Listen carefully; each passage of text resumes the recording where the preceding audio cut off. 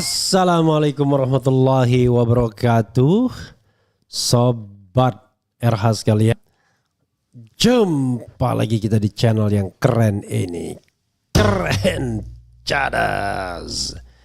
Ya Sobat RH sekalian, ya berangsur-angsur ya, mereka yang kemarin mendukung Jokowi itu sekarang ramai-ramai mengundurkan diri. Tidak itu saja, secara terbuka menyampaikan kritik.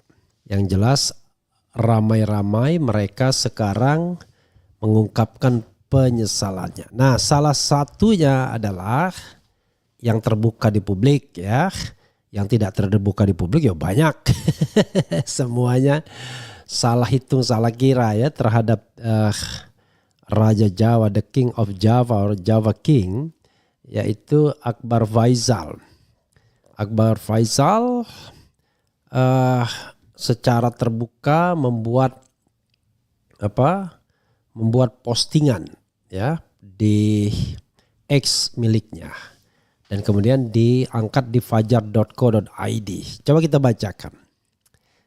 Minta maaf pernah bersama penguasa penuh noda. Luar biasa. Akbar Faisal _2. Saya bersyukur tak pernah menikmati kekuasaanmu. Is it? I don't know exactly ya. Mantan legislator Senayan yang juga putra asal Sulsel, Akbar Faisal tampaknya ikut prihatin dengan kepemimpinan Jokowi periode kedua. Meski tak spesifik menyebut nama, melalui cuitannya di aplikasi X Twitter, tokoh yang mengawali karir sebagai jurnalis ini menyampaikan kekecewaannya sekaligus meminta maaf pernah bersama penguasa yang disebutnya penuh dengan noda. Saya juga minta maaf karena pernah bersamamu secara sangat dekat, lalu kamu jadi begini dan tak mampu menghalangimu. Setidaknya saya bersyukur tak pernah menikmati kekuasaanmu yang penuh noda ini. Karepmu tuan, tulis Akbar Faisal dikutip dari akun @akbarfaisal68, Jumat 13 September. Sebelumnya mantan Menko Polhukam Mahfud MD angkat bicara terkait alasannya kerap melontarkan kritik keras kepada Presiden Joko Widodo Jokowi. Mahfud menyebut kemarahannya pada Jokowi telah begitu dalam. Ia pun menyinggung pencalonan putra sulung Presiden Jokowi, Gibran Rakabuming Raka, di Pilpres 2024 lalu mengandung permasalahan etik berat. Ya sudah marah begitu dalam karena ini sudah keterlaluan. Jadi begitu waktu Gibran sudah diputus, dia oleh MK diputus boleh calon gitu ya. Kemudian saya katakan karena ini putusan peradilan kan harus diikuti. Putusan peradilan itu meskipun salah kan harus diikuti kan, ujar Mahfud dalam podcast Terus Terang Mahfud MD dikutip Kamis 12 September 2024. Pernah dekat dengan Jokowi gak ada masalah. Pernah dekat dengan siapapun gak ada masalah. Yang masalah adalah kalau Anda kemudian tidak lagi lurus, tidak lagi mau berkontemplasi. Nah, kalau untuk Mahfud MD ya satu saja pertanyaan saya, a big question. Kenapa begitu ketika menjadi Menko Polhukam betul-betul menjadi die hardnya Jokowi? Bahkan kasus KM50 dan juga kemudian pembubaran FPI HTI, dia yang malah seperti yang mengendorse.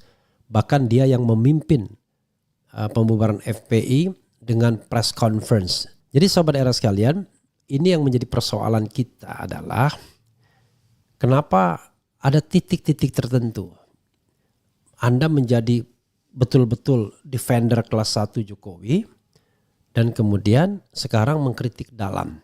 Tapi saya tetap setuju saja. Ya, saya tidak pernah mempermasalahkan orang mengkritik kekuasaan apa motivasinya. Motivasi nggak penting bagi saya. Yang paling penting adalah apa yang ia katakan itu benar. Nah demikian juga Akbar Faisal ya. Kalau dulu merasa sangat dekat sekali, mungkin pernah merasa mempengaruhi pemikiran Jokowi, pernah kasih masukan, tapi kemudian merasa menjadi guru atau menjadi sahabat yang gagal, ya itu urusan dia lah. Tapi yang sekarang apa yang dikatakannya kita anggap benar. Walaupun untuk Akbar Faisal sama seperti Mahfud ada catatannya. Karena pada tahun lalu Mei menjelang Pilpres ya 2023 itu menjadi salah seorang YouTuber yang diundang istana. Dia, Helmi Yahya dan Total Politik. atau Budi Ari mungkin ya. Nah itu menjadi catatan juga. Tetapi sekali lagi, it's okay. Kalau Anda baru siuman hari ini dan kemarin Anda masih berasik masuk dengan Jokowi pun nggak ada masalah juga. Maksudnya Anda bukan Pak Akbar Faisal, siapapun. Yang namanya kesadaran itu, ya, keberanian itu bisa datangnya terlambat, bisa datangnya di awal. Nah alhamdulillah saya datangnya lebih awal, keberanian, kemudian kesadaran tersebut. Alhamdulillah ya. Sebagai contoh adalah kan banyak orang mengatakan karena kamu diberhentikan sebagai komisaris utama. Ya, tidak. Saya mengkritik Jokowi itu sudah sejak publik sih sejak 2017. Saya berhenti sebagai komisaris utama tuh baru 2020. Jadi 2017 saya membuat sebuah tulisan yang judulnya Memimpin Penegakan Hukum. Ini saya bukukan ya di dalam politik keledai pemilu ya. Jadi memang ini saya sengaja kumpulkan ya. Tetapi ini adalah tulisan saya di Kompas tanggal 22 Oktober 2017 ketika pada waktu itu saya masih rajin nulis ya. Dalam 2017 itu saya sudah mengkritik. Saya baca bagian akhirnya saya biar tidak terlalu panjang. Integritas penegakan hukum. Ya, lalu untuk melihat situasi penegakan hukum pada 3 tahun pemerintahan Jokowi, apa tolok ukur yang bisa dianggap paling objektif? Ya kan? Menurut saya, kepercayaan kita pada proses penegakan hukum itu sendiri. Apakah proses penegakan hukum telah dilakukan secara berintegritas? Itulah soalnya. Pada titik ini tidak hanya Jokowi, presiden-presiden sebelumnya juga menghadapi kritikan yang sama, bahwa hukum tidak ditegakkan sebagaimana adanya. Sering ada ungkapan hukum hanya tajam ke bawah tapi tumpul ke atas. Uang dan kekuasaan bisa membeli penegakan hukum. Semua proses penegakan hukum mulai dari penyelidikan, penyidikan, penuntutan, penjatuhan vonis hingga pelembaga pemasyarakatan bisa dibeli. Pesakitan tidak didera efek jerah sepanjang uang dan kuasa masih ada. Tentu semua kesalahan tidak bisa ditimpakan kepada Jokowi seorang. Proses penegakan hukum sejatinya harus bebas dari campur tangan kekuasaan presiden. Lagi pula tidak semua proses penegakan hukum bisa dikontrol karena institusi yang terlibat tidak semuanya di bawah presiden. Polisi dan jaksa serta lembaga pemasyarakatan memang di bawah presiden. Tetapi tidak dengan hakim dan pengadilan. KPK pun tidak di bawah presiden dulu ya tahun 2017. Tapi sejak 2019 di bawah presiden.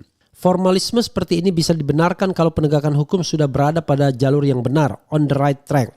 Ketika penegakan hukum belum normal, masih penuh mafia, aparat masih bisa dibeli, pengadilan masih penuh transaksi, seorang pemimpin tidak boleh berdiam diri. Ya, nggak boleh bilang, ya nggak tahu, kok tanya saya, nggak bisa.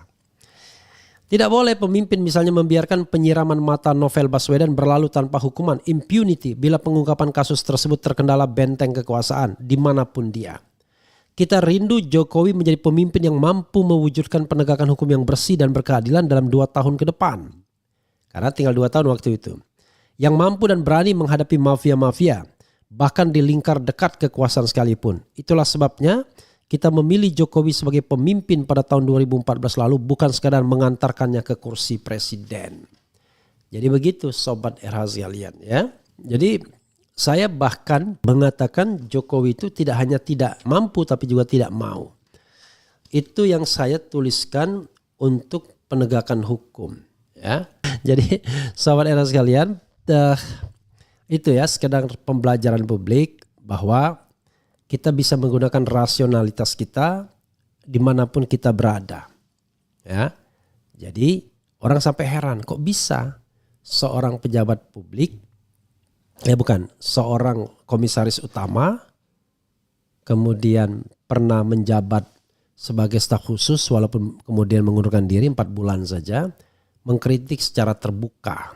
Saya mengatakan BUMN itu badan usaha milik negara bukan badan usaha milik nenek loh. Artinya apa? Pemerintah itu bukan pemilik BUMN bro. Pemilik BUMN itu kita semua. Makanya ke depan governance BUMN itu harus kita perbaiki. Ya. Jadi sahabat era sekalian, welcome to the kewarasan ya buat Akbar Faisal, buat siapapun yang mau berpikir waras hari ini dan hari-hari ke depan. Wassalamualaikum warahmatullahi wabarakatuh. Keren, cadas, ciao.